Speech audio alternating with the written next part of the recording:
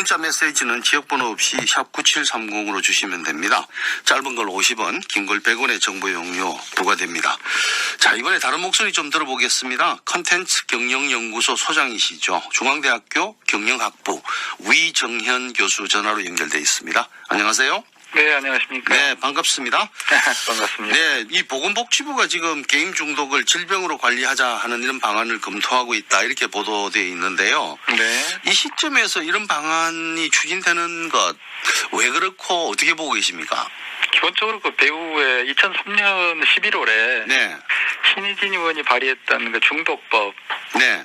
이거하고 괴를 같이 하는 게 아닌가 생각이 됩니다. 아, 네. 그 좀 설명해 주시죠. 네. 그 당시에 4대 중독법이 발의가 됐을 당시에 이제 여러 가지 물의를 빚었는데요. 네. 그때 그 게임 이제 보건복지부하고 이제 중독정신의학회가 공통 이해관계를 가지고 있다는 게 밝혀져가지고 아, 네. 그때 이제 어떤 게 나왔냐면 게임 이제 중독정신의학회에서 회원 안내문을 메일로 보낸 적이 있었는데요. 네. 그때 뭐라고 그랬냐면 4대 중독법은 학회의 수건 사업이라고 표현을 했었어요. 수건 사업이다. 예. 그러니까 학교에 도움이 되는 거다 이런 말씀이군요. 네. 쉽게 말씀드리면 이제 병원 운영이라든지 학회 전반적으로 이게 이제 중독 정신의학회에 도움이 되는 사업이라는 거고요. 네. 이제 그 발의된 중독법에 어떤 내용이 있었냐면 재원 확보에 노력한다. 아, 라는 예. 표현이 있었습니다. 재원은 네. 결국 어디서 마련이 되냐면 결국 게임 회사에서 매출을 일부를 이제 그 한다는 내용이 뭐 들어있어요. 기금을 낸다든지 이런 거 그렇습니다. 말씀하시는군요. 네. 그럼 그 직후에 이제 뭐 게임 중독 치유 부담금 명목으로 뭐 게임 업체 매출을 1%를 증수한다는 이른바 뭐 손인춘법. 네. 이게 이제 연달아 등장을 했었죠. 그러니까 그런 거와 기회를 좀 같이 하는 걸로 인식이 좀 되지요. 아, 그렇군요. 자, 예. 근데 이제 게임 산업이라는 게 사실은 그 부가가치가 굉장히 높은 산업이잖아요. 예. 그런가 하면 또 잠재력이 굉장히 높은 큰 유망 산업인데 예. 그래서 요즘 뭐 신성장 동력이다 뭐 이렇게까지도 얘기를 하고 있는데 이 예. 가치가 어느 정도나 된다고 보십니까? 뭐 신성장 동력 이슈와 더불어서 최근에 이제 이슈가 되고 있는 알파고. 네, 인공지능. 네네. 예, 인공지능. 그래서 결국에는 뭐 이제 우리가 이제 이세돌 구단을 네 번이나 사실은 물리쳤던 그래서 아주 인류에게 충격을 줬죠. 네네. 알파고가 게임의 산물이라면 좀 어떨까요? 아, 그렇습니까? 예. 좀 설명하시죠. 네네. 예, 하사비스라는 그 알파고의 이제 아버지라고 불리는 그 창업자가요. 네. 이 사람이 결국에는 인공지능에 들어가기 전에 이제 이 사람 어떤 걸 했냐면 게임을 개발했었습니다. 아, 네. 그래서 17살에 그 아주 전설적인 게임의 거장인 이제 피터 몰린이라는 사람하고 조인을 하게 되고요. 17살에. 네네. 그래서 그와 함께 이제 가상 동물로 만드는 테마파크라는 게임을 개발해서 대박을 쳤고요. 네. 그 후에 또 이제 인간의 내면에 이제 성과하게 대립하는 게임인 게 블랙 앤 화이트라는 게 있는데 이것도 역시 이제 대박을 쳤습니다. 그래서 게임에 대해서 굉장히 이 사람은 매료가 됐고 그 이후에 이제 뇌과학을 또 연구를 이제 대학원에서 했었고요. 네. 그러면서 결국에는 이게 이제 게임하고 이제 게임을 기반으로 해서 어떤 형태의 인공지능이 가능할까 이제 이걸 연구했던 거죠. 그러니까 엄청나게 잠재력이 있는 영역이다. 가치가 뭐 그렇습니다. 무궁무진하다 이런 말씀이시군요. 예, 결국에는 뭐 우리나라 현재 정부가 이야기하는 창조 산업의 결국 간판 스타도 게임이니까요. 네, 알겠습니다. 예. 자, 그런데 이제 이게 게임이 너무 과하면은 여러 가지 문제를 야기시킨다. 마치 뭐 술이나 예. 마약은 뭐 그 자체가 문제이긴 합니다만 말이죠. 그래서 이제 어느 정도의 뭐 적절한 관리 또는 규제가 필요하다. 이래서 우리 사회도 보면 셧다운제라든지 뭐 예. 사전 심의제도라든지 이런 등등을 지금 작동시키고 있잖아요. 예, 그렇습니다. 근데 이게 결국 보시기에 우리 게임 산업의 경쟁력에 좀 부정적 영향을 미치고 있다. 이렇게 보시는 겁니까? 어떻습니까? 이제 부정적 영향을 넘어서 아주 치명상이죠. 아, 네, 치명적인 영향을 주고 있다. 이런 말씀이시군요.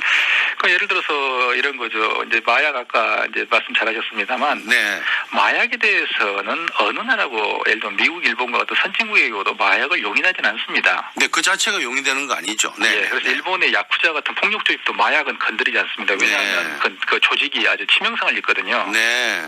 근데 이제 지금 뭐 중독법이라는 것은 결국에는 마약하고 게임을 동렬해 놓고 일단 있는 거고요.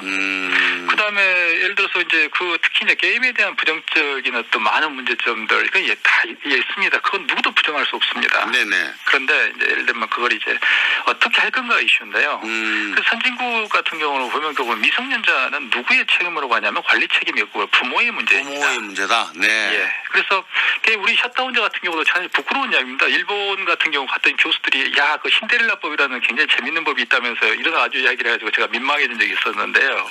뭐 몇시만 되면 안 되게 하는 그 신데렐라군요. 네. 이게 어떻게 이게 뭐 한국이 민주주의 국가인데 이게 어떻게 가능하네요. 정부 참 세네요. 이런 비아냥을 들었고요. 네. 그다음에 이제 일본이나 미국, 뭐 유럽 같은 경우는 성인은 자기 책임으로 뭐 하든지 말든지 건 자기가 알아서 하는 거고요. 근데 이제 전체적으로 우리 규제를 보면 이 수준이 사회주의 국가인 중국이나 베트남보다도 더 규제가 심합니다. 네.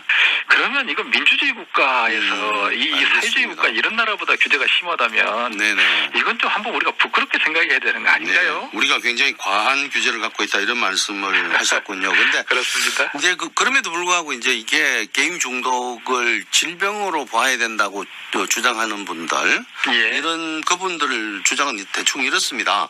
얼마 전에 뭐 평택에서도 일어난 그런 사건을 보게 되면 너무 참 그 상상을 초월하는 일들이 발생하고 있지 않느냐. 예. 근데 이 게임 자체가 문제라기보다는 그 결과가 너무 치명적이니까 예. 이걸 질병으로 간주를 해서 해야 되는 것 아닌가. 예. 그리고 이 진단 기준 마련하고 또 어떻게 치료할 건가를 뭐 연구 공부하자는 건데 예. 이거를 그렇게 뭐 게임 규제로 받아들이는 건 좀 너무 과하다. 이런 말씀인데요. 그러니까 연구하고 치료하고 이런 것에 대해서 반대하는 분은 아무도 없지요. 네. 지금도 게임 중독 치료센터 이런 것들이 존재합니다. 전국에 5개의 거점이 있는 걸로 알고 있고요. 네. 그다음에 이런 것들에 대해서 게임 회사들이나 정부 같은 경우에 특히 뭐 보건복지망 그런 게나 문화관광부 같은 경우도 여기에 대한 많은 노력을 하고 있는 거고요. 네. 근데 이제 그런 사안들이 나올 때마다 꼭 이제 문제가 되는 건데 예를 들면 평택 같은 불행한 사건들이 네.